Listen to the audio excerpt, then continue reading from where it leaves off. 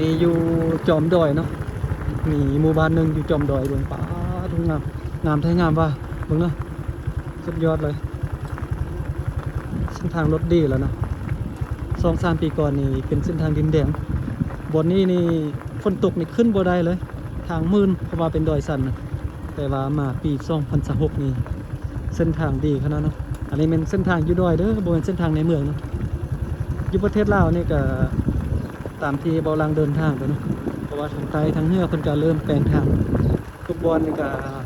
ดีขึ้นหลายกว่าเก่านี่หลายเท่าเนาะถ้าว่าเส้นทางนี้เป็นเส้นทางอยู่ดอยเนาะยังดีเนาะถ้าว่าเส้นทางอยู่ดอยบ่ดีนี่เวลาฝนตกมานี่ถ้าว่ามีใครที่เจ็บเป็นจะไปโรงหมอเนี่ยจะยุ่งยากลำบากที่สุดเลยแต่ว่ามาปีนี้ก็สะดวกสบายแล้วเนาะบ่ได้ยุ่งยากเวลาเจ็บเป็นก็ไปโรงหมอแล้วดูฝนก็สะดวกสบายนะรถบ่ขาดตุ่มเนาะ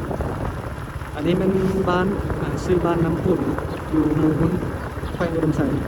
ซึ่งว่าผู้คนที่มาดำรงชีวิตอยู่นี่ก็ส่วนใหญ่ก็เป็นชนเผ่ากะโม่อยู่เขตดงเขตดอยส่วนใหญ่ก็เป็นชนเผ่ากะโม่กับชนเผ่ามงที่ว่ายังดำรงชีวิตอยู่เขตดอยมีหลายชนเผ่าเราลุ่มตรงนี้แต่ว่ามีน้อยนะกลางบ้านงามแต่ว่าตอนช่วยก็มีเฮามาบ้านเขาเจ้านี่มิตรลีนะเงียบเลยบ่มีคนตั้งแต่เด็กน้อยกับผู้เฒ่าผู้แก่เนาะที่ว่าอยู่ส่วนคนหนุ่มบ่าวสาวเพิ่นก็ไปให้ในส่วน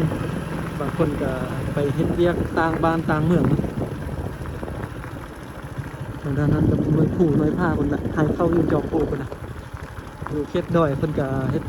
ให้เข้าเนาะบ่เฮ็ดนาเพราะว่าบ่แม่นทงเพียงคือในเมืองถ้าว่าอยู่ในเมืองเพิ่นก็จะเฮ็ดเป็นทงนาเนาะปลูกข้าวอยู่ดอยเพิ่นก็จะเฮ็ดเป็นไร่ข้าวเฮ็ดข้าวไร่เนาะแต่ว่าข้าวไร่ดีโอ้ลำบากหลายลำบากที่สุดนะอันนี้ก็เป็นเราเข้าเนาะนี่นะเราเข้าอยู่เพิ่นเอามาไว้นอกบ้านแบบนี้นะบ่ไว้ในบ้านเนาะมีหลายครอบครัวเพิ่นมาไว้อยู่เนาะบ่ลังก็บ่ในใจบ่เข้าใจว่าเป็นหยังคือว่าเอามาไว้อยู่นอกบ้านเนาะตามความคิดของบ่ลังนี่เอาไว้ในบ้านนี่ไว้ข้างเฮือนของตัวเองเนาะไกลๆเฮือนตัวเองจะหม้อเวลาจะเอาเข้ามานึ่งกินนะบ่ได้แบกบ่ได้หาบบ่ได้ย่างไปไกลเนาะแต่ว่าเพิ่นมาไว้อยู่ไกลแบบนี้มาเอาเข้าแต่ละเทื่อนี่ได้แบกได้หาบได้ย่างไปไกลนะบางเทื่ออาจจะเป็นฮิตของเนาะกับบ่ฮู้นำเพิ่นว่าเป็นหยังจริงเอามาไว้อยู่นอกบ้านแบบนี้วันนี้ก็บ่ลังลงมาจากดอยนะไปคนเดียวตอนนี้กำลังไปเมืองเข้าตัวเมืองก็เลยว่าแวะเก็บภาพบรรยากาศหมู่บ้านนี้ให้เบิ่งหน่อยนึงนะ